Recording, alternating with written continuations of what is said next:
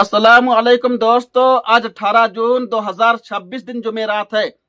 दोस्तों, हैदराबाद से आने वाला यह वाकया सिर्फ एक खबर नहीं बल्कि पूरे मुआशरे के लिए आईना है। एक तरफ एक सेठ साहब हैं जिन्होंने अपनी बेटी की शादी पर तकरीबन 16 करोड़ रुपये सिर्फ नमोदो नुमाइश और दिखावे में बहा दिए।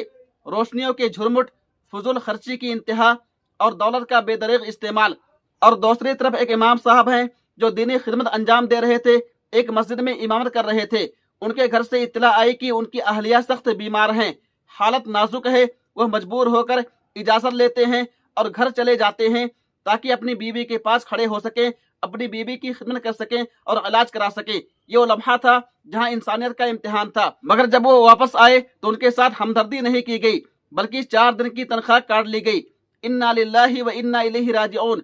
दोस्तों, यहाँ सवालात की एक लंबी कतार खड़ी हो जाती है। ये कैसा निज़ाम है जहाँ दिखावे पर करोड़ों खर्च हों मगर एक मजबूर इंसान की मजदूरी पर सख्ती हो। ये कैसा इंसाफ है जहाँ जरूरतमंद की मजबूरी को सजा बना दिया जाए।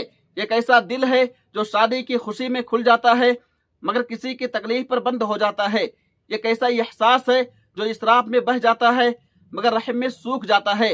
ये कैसा मेयार है जिसमें इज्जत सिर्फ मालदार की है और मजबूरी सिर्फ कमजोरी की है। ये कैसी सोच है जिसमें इंसानियत से ज्यादा दिखावा अहम हो गया। ये कैसा निज़ाम है जहाँ खिदमत करने वाला बेकीमत और खर्च करने वाला बेहिसाब हो। ये कैसा मुआशरा है जहाँ दौलत की चमक सब कुछ छुपा देती है। ये कैसी बेहिसी है जो इंसान के दर्द को भी हिसाब किताब में तौलती है।